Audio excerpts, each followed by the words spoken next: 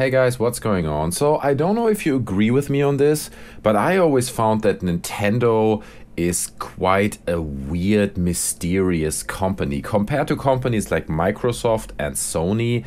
You know, Sony and Microsoft, they do these big press conferences and they give you a look behind the scenes and they work with like other external developers. But with Nintendo, it's different. You know, it's everything kind of happens behind the scenes and you never really know, or at least I never really know what's going on. They do these online press conferences where Satoru Iwata just stands in front of a white wall and, you know, he kind of bows down like they do in Japan. And for us as Westerners, it's just always a bit of mystery attached to this company.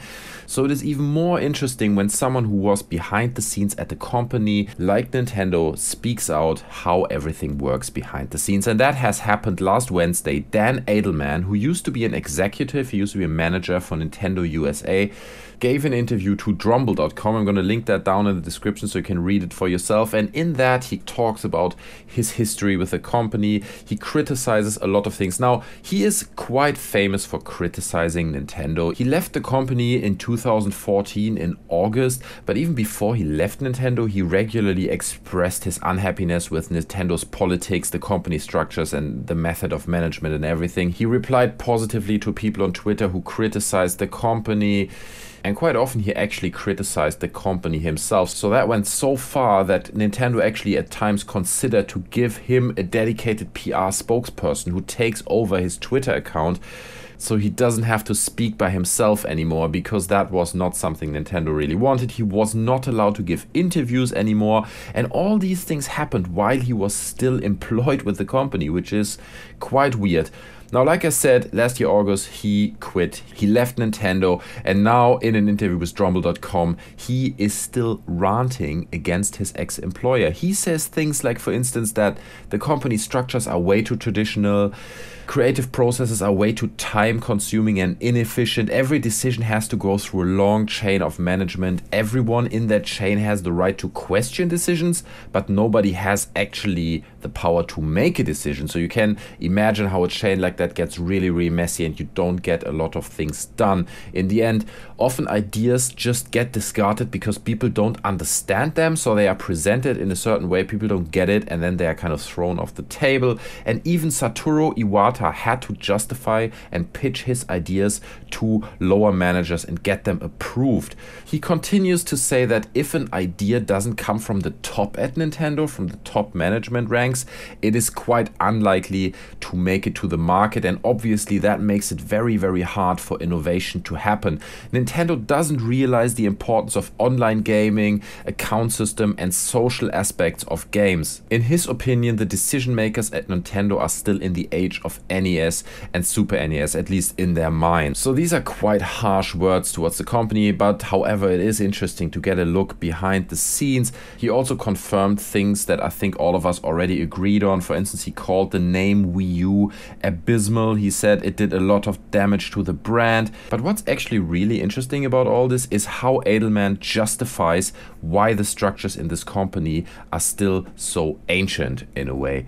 He says that companies based in Kyoto are often more traditional than comparable Japanese companies with their headquarters in other cities. So I personally find that quite interesting. I had a chance to work with people who are very close to Samsung, and I had a bit of a chance to look behind their scenes, and I can confirm that there the company structures are equally hierarchic, in the sense that it's a very military hierarchy. It's a very traditional way of running the company. Every idea has to go through every step of management and has to be approved by the top. At least that's what I heard. So I personally think basically that's just kind of an Asian thing. Having worked with quite a few Korean companies, I mean, that's still quite a different culture than Japan, but nonetheless, I think in Asian countries, companies are very, very much differently run than in the West. So is Dan Adelman just angry? Is he just a negative guy, or can he not adapt to a company's structure?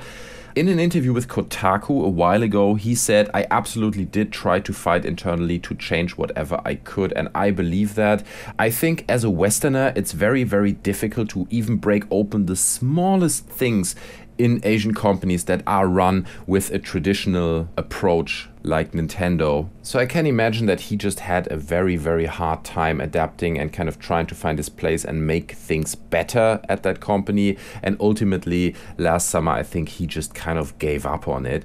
But the big question that arises out of all of this is, will such a traditional and, for lack of a better word, ancient structure of a company destroy Nintendo in the long run? Will they go bankrupt in 5, 10, 15 years from now? I personally don't think so, because I think all it does is it makes Nintendo unique. It gives them their own niche in the market. I mean, remember that Nintendo originally came from board games. They're producing toys. I think they have a quite different approach to other big console companies like Sony and like Microsoft, despite Sony also being a Japanese run company. But I think Sony is much more kind of in a Western mindset and sees itself much less as a traditional Japanese company. So I think Nintendo will keep reinventing themselves. They will keep pushing for these key brands that they have, Zelda, Mario, all these ones that we really love, and they will not go out of business. We might see them grow smaller.